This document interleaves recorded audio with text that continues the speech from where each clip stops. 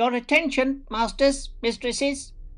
All systems functional for the Everything Geek podcast. Hey, this is Rich McDonald, and I play Commander David Mason on Call of Duty Black Ops 2. And you're listening to Everything Geek podcast. It's James Arnold Taylor, the voice of Obi-Wan Kenobi and Master Plo Koon in Star Wars The Clone Wars, and you're listening to Everything Geek, the podcast. Hey, it's Leif Gaffert. I played Uncle Ben's killer in The Amazing Spider-Man, and you're listening to the Everything Geek podcast. Hello, I'm Simon Fisherbecker. You probably know me better as Dorian Moldovar from Doctor Who, or the Fat Friar from Harry Potter.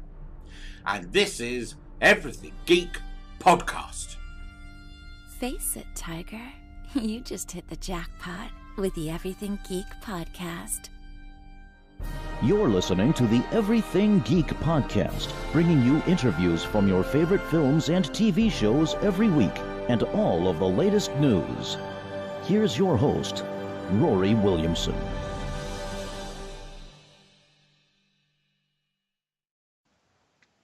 Hello everyone, you're listening to the Everything Geek podcast. I'm your host Rory, and joining me is co-host Graham.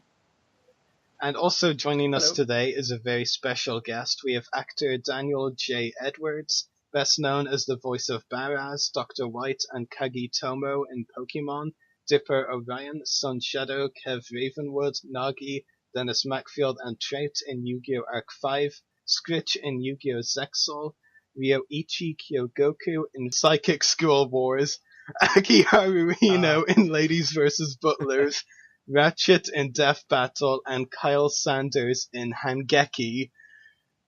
Daniel, how are you? Very well, thank you. It's a pleasure to have you join us today on the podcast. So getting right into my questions for you, Daniel, my first question is, how did you decide you wanted to become an actor? I don't think it was a decision. I think it was cursed upon me since I was 5 years old and just wanted all the attention in the world and just, I don't know, I just always wanted attention in some fashion, and it actually started with making stupid voices and it moved on into high school loving musical theater and dancing and acting and all that stuff. And I think it was in high school that I just decided, okay, I'm just going to go with this because this is all I'm good at.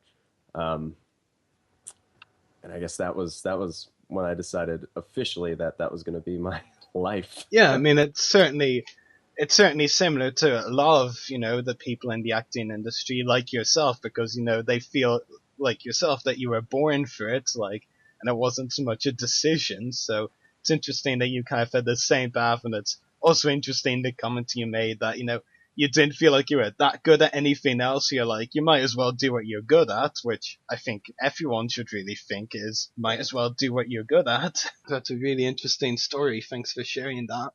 So, my second question for you is, how were you originally cast in Pokemon? So it actually started in Yu-Gi-Oh! And here in New York, it's one of those things where, the directors know each other. And so I just started voicing Dipper Orion, and they liked it, I guess. And the Yu-Gi-Oh! Director referred me to the Pokemon director. And so the Pokemon director just happened to be looking for a guy who had a kind of a chill voice like mine and needed a character to fill. So they just kind of gifted it to me, which was great. And that's when I voiced Dr. White.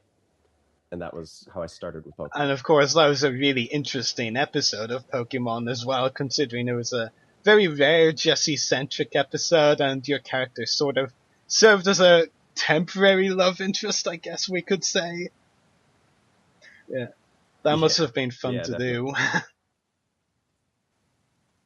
Oh, it was great. I had no idea. So when I went in, I had no idea what I was voicing or who I was voicing or what the episode was about. I just kind of just went, and I was like, oh, this is a love story. I've never seen this before in Pokemon, so it was an honor to like I said, of course, it is so rare for Jessie of Team Rocket to get her own, episodes where she's like the main focus. So that, of course, is another reason that episode was very interesting. And of course, it was your debut in Pokemon. So, couple of reasons to really like that episode. Yeah. So, Definitely. moving on to my third question. You voiced Pokemon characters in the movie, Baraz in Hoopa and the Clash of Ages, which was last year's movie, and in the TV series, Dr. White, who we were just talking about, and more recently, the villain Kagetomo. Were there any differences in the recording sessions for the movie and the TV show, respectively? No. What I love about that company, and like what I love about where we record, is it's all in the same place, and we all treat it. We treat it the same way. We just try to focus on the story, and I guess there's technically a difference in quality with the movie, but it's the same. It was the same booth. I went to the same booth as I always do, and it felt comfortable, and so it was very similar. It was a very similar experience, except better graphics in the movie. So it wasn't like a longer recording session or anything, or split up into several different recording sessions? Yeah, it was split up. So usually what we do is like a 3-hour session at tops, 3 to 4, and then we just split it accordingly. I will say that Baraz was, of course, the biggest role I've ever done on Pokemon. And it took a while, to get it done. But it was great. It was like heaven, I guess, in the booth. And yeah. Yeah, definitely, because, I mean, so he's basically one of the main characters in the movie, aside from Ash and the companions, of course, but he's right up there. He has as much screen time with them, so of course that would have been a lot of fun to do. Right. And it was also great in doing the Baraz thing because at the same sessions, we recorded the mini version of, that 15-minute pre-release thing with Hoopa and young Baraz. Young Mirai, yeah. The kids. So it was fun to hop back and forth from young Baraz to Baraz to young Baraz to Baraz in the movie and in the little pre-episode because it was all kind of meshed together. Were there any difficulties in having to jump back and forth between them? It was finding the young Baraz voice because when I first pitched the idea of this voice, it was like this really obnoxious high, like just mainly in my head kind of feeling, and it sounded so stupid. And they were like, "No, why don't we just just kind of slightly speak younger because Baraz has a naturally low voice, which is what I love about the character. So just kind of speak in a more youthful, slightly nasally version of that, which kind of ended up sounding a little like Dipper Orion. But, we ended up keeping it here. And this was his young voice. And so it was a lot of fun when we actually solidified Yeah, that's really interesting. So, moving on to my fourth question, your three Pokemon characters are very different. Obviously, both Baraz and Dr. White are good guys, while your more recent character, who I mentioned, Kagetomo, in the two-part ninja storyline, is a villain. Do you enjoy voicing villains more than heroes, and did you like that Kagetomo became a good guy by the end of his story arc? I love voicing a variety of characters, and I love the mix-up. I don't want to, spend too much time being a love interest or being just a over hyperactive energy ball. I like a mix of everything. So I like them all. I don't have a preference. I just I guess I prefer not to do the same thing over and over and over again, which it was really great that they gave me Kagetomo because it allowed me to stretch my range a little down and more evil. And as far as him becoming a good guy, yeah, I think it's cool, and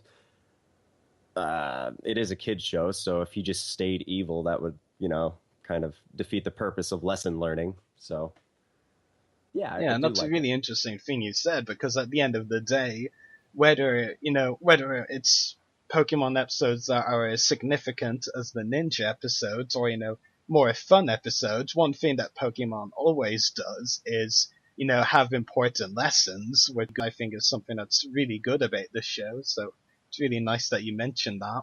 Yeah, I do believe in, kids' education and the future, and I'm glad that some of these, cartoons actually have morale and good quality to them, and it's not just a bunch of colors on a screen punching you in the face.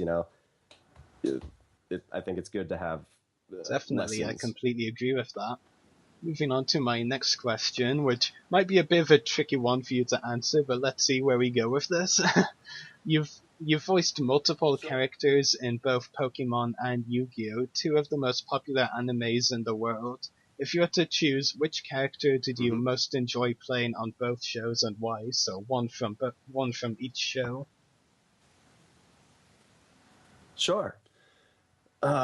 So I can't tell you the Pokemon one yet because he hasn't come out yet. And that's a little secret that I'll share with you now, is that there is this really rad, awesome character that's coming out soon that was my absolute favorite character to voice on Pokemon. And it was a lot of fun. And all I can say is it's a bit of a shock. But I can't say anything else. And he was my favorite on Pokemon. Unfortunately, I'm sorry if that's cliffhanging awfulness. But as far as Yu-Gi-Oh goes, I think my all-time favorite, of course, is Dennis Macfield, because he has so much freedom in the when I'm in the booth. I feel so free and like get to make all these bold choices that you probably wouldn't get to make as a different character. And it's just, it's fun, it's sing-songy, but it's like serious, but it's, and it's an easy part of my voice. So it's always so much fun when I go in for him. And I would have to say by stretch or period that he is my favorite character that I've ever voiced. That's really great to hear. And I can't wait to see who this Pokemon character is that you mentioned. Yeah, once I see your name show up in the credits, I'll probably be able to guess it was you, and I'll just be like, oh yeah, that's the one he mentioned. Yeah. Yeah, Totally. And we'll probably have to talk about that character at some point as well. But sticking in the present, my final question for you, Daniel, is do you have any upcoming acting roles or any other projects that you would like to talk about? Other than keep your eye out for Jude and Sean. I voiced Sento, one of the main guy or one of the only guys in it. I'm pretty excited for that release as well, the Media Blasters release. So it was kind of, it was a similar experience with Akiharu characters. So I'm just excited for it to be released. TBD. That's great. So I'll be sure to keep an eye out for those projects then. So thank you for answering all of my questions, Daniel. I'll let my co-host Graham ask his now. Sure. Hey, how's it going? How's it going? Not too bad, not too bad. Jumping right in, when voice acting, how long do you spend doing vocal warm-ups beforehand, if you do them? Usually I'm on the train when I'm doing vocal warm-ups, or I'm on the, in the subway, and takes about 5 minutes, I think. I just do. I'm a singer, so it kind of helps having little hums and warm-ups that go in before the recording session. So I'd say like 5 minutes. Cool, awesome. Do you ever look back on your work when it's been released? And if so, do you find it strange to hear your voice coming from an animated character that doesn't necessarily look like you? Yeah. So when I first started doing this, so Scritch was my first ever animation character, or anime character, from ZEXAL. And just hearing the chaos that went into putting that character together and hearing it come from this mosquito-looking thing, I didn't think it was me at all. I was like, I didn't do that. That's crazy. But yeah, I try to keep up with the stuff when it comes out. I try not to do the pirating thing because it's not I try not to support that, but when people post things, I'll click on it or whatever. Whenever I can, I guess. Awesome. If you had to pick a dream project to work on in the future, what would it be? Well, one of my favorite shows is Futurama, and the reason I love it is because they use a cycle of like 5 actors total for like 250, 300 characters, and I love stretching my limits and doing the most I can with the voice instrument I have. And Billy West is one of my idols, I guess, looking at the voice acting industry. And I would love to be 4 or 5 characters that talk to each other in every episode or every other episode or whatever, and have them sound different and people not know that it's me. I think that would be my dream role as far as voiceover work. You see, that's the one part where I have a ton of respect for a lot of voice actors, is that when they have to play more than one character, especially in one episode, they have to make it noticeably different from the other voices. So it must be very strenuous to some extent.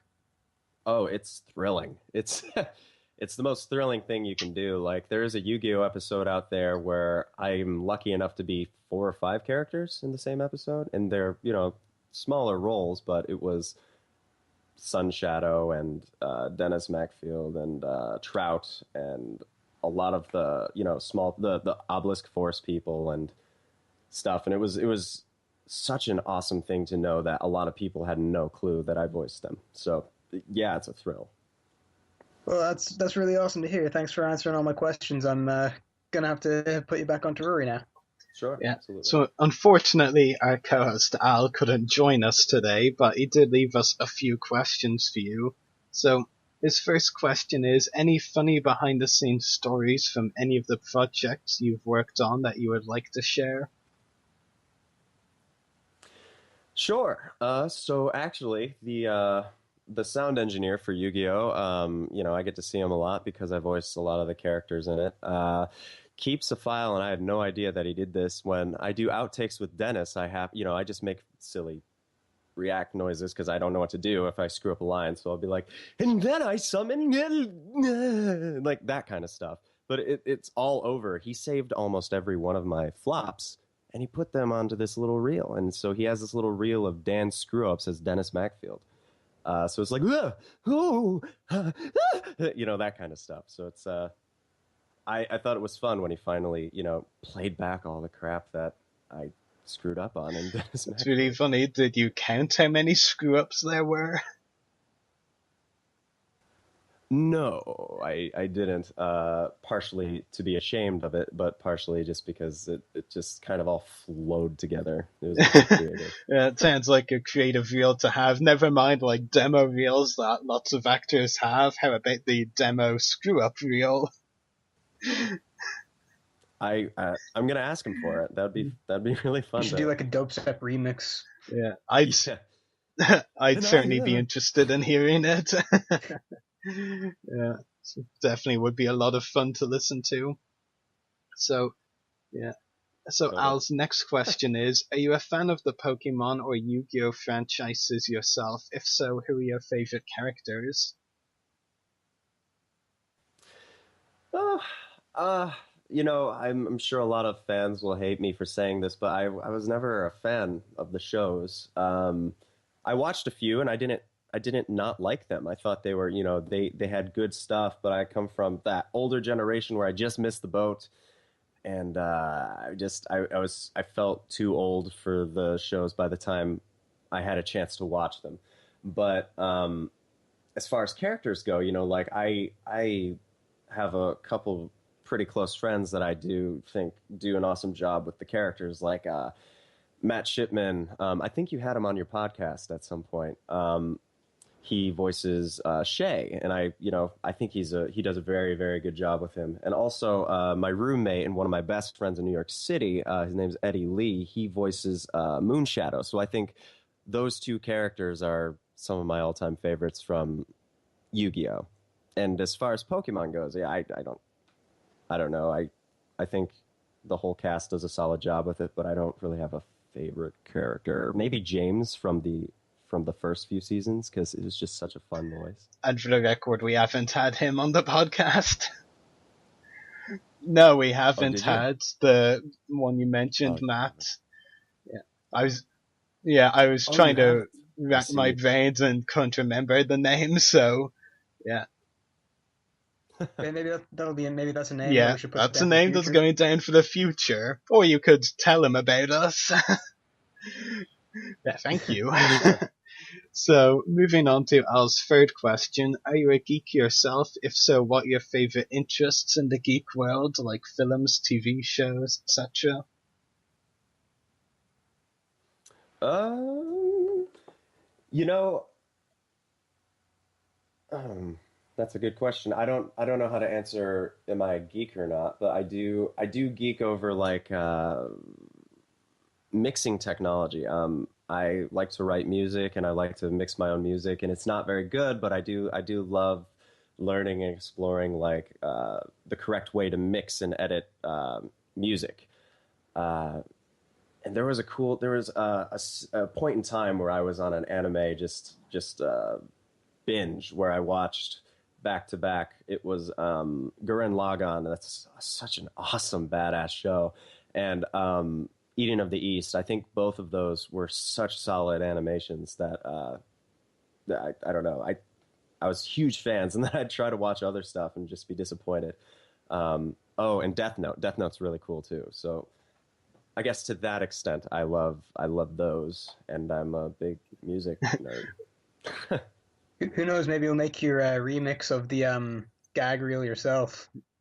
Maybe. Well, in some way, I think everyone's a geek about something. Like, I mean, so many people think they're, not it's a bad word to use, but like, I think everyone's a geek about something in some way. And the way you answered that talking about music was a really interesting way to look at it, I think. So thank you for that. So, Al's fourth question is, what were the most challenging scenes to record on any project you've worked on? If you can think of any challenging scenes. Oh, absolutely.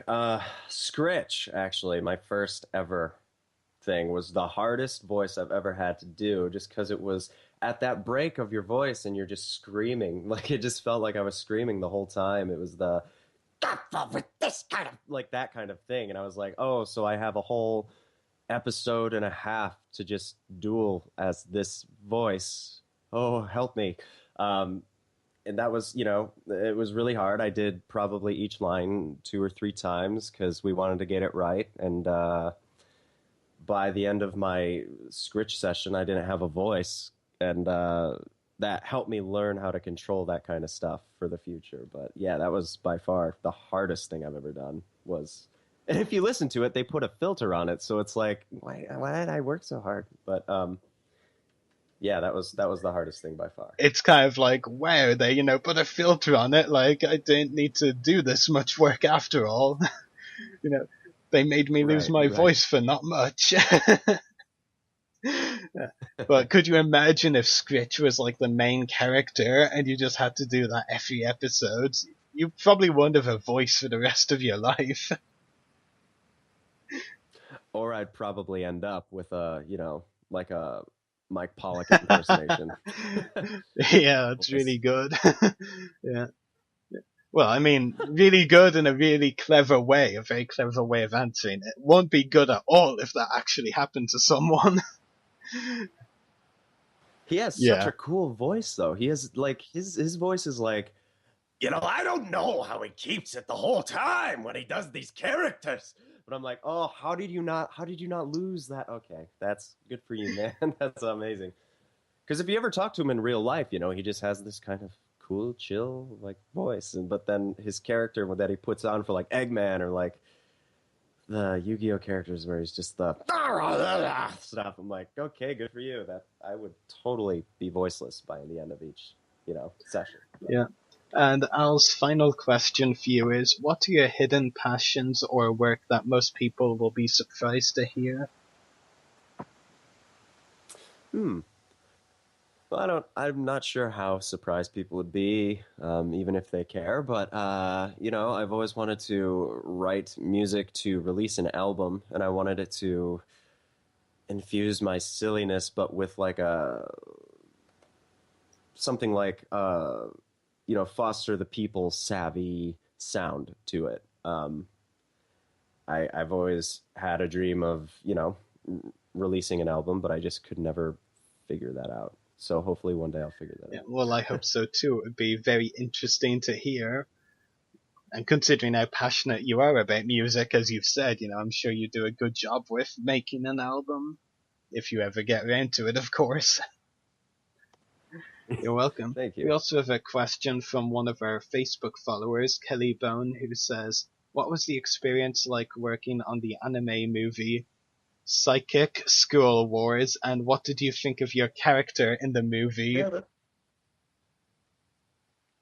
Oh, I love that movie. When I auditioned for this thing, and I just saw a few pictures, and they were like, over colorful and just a bunch of all this, what do you call it? That pop lens that just makes everything super shiny and fun and stuff. But actually working on it, there's a story, and it's so confusing. It is a confusing as crap story, but like it's beautiful too if you can maybe figure out some of the pieces. I would say that the overall experience for being a part of this project was great. I loved it. And the character, it was it tapped into a part of like my voice acting that I've never really done before, because I'm so used to doing the Pokémon Yu-Gi-Oh over the top like characters, where this one was very laid back and more real, and put into a part of me that came from like solely acting before thinking about voices. And that was, refreshing. And I thought it was very cool. And then, seeing the actual movie, I think everyone did a great job, and it was an overall wonderful experience. Yeah, that's really great to hear. So that's all of our questions for you today, Daniel. It's been a pleasure talking to you on the podcast. Hey, it's been Thank great you. to be on. Hopefully we can talk to you again at some point. Yeah. So we'll talk to you again soon, Daniel. Take care. Yeah. Great. I'm So good. make sure to check out our podcast links. Check out our website, website.everythinggeekpodcast.com/EGP. Check out our Facebook page, www.facebook.com/everythinggeekpodcast. Check out our YouTube channel, www.youtube.com/user/everythinggeekcast. Check us out on Twitter, twitter.com/everythinggeekp. Check us out on Instagram, instagram.com/official-everythinggeekpodcast. Check out our Mixcloud profile, www.mixcloud.com/everythinggeekpodcast. Email us at the following email, everythinggeekpodcast@gmail.com. Check out our companion podcast, Everything Geek Comic Cast, www.facebook.com/everythinggeekcomiccast. Make sure to check out the hosts' YouTube channels. Mine is www.youtube.com/user/Separatist Check out Graham's publications on Wattpad, www.wattpad.com/user/Graham Kavanagh. Check out Daniel J. Edwards on Twitter, twitter.com/JackieDan513, and check out Channel 138 we broadcast live from, www.channel138.com. So geeks out, everyone. At this stage in my life, I'm really enjoying voice acting for so many different reasons. One, because it's, only 4 years in, and it feels very new to me, and so every Fruits Basket. That was the first show that I ever worked on. I played Kisa Soma, and I loved it. And I thought it was just a super cool kind of after school thing, that I would do every once in a while. And it wasn't until I moved to New York and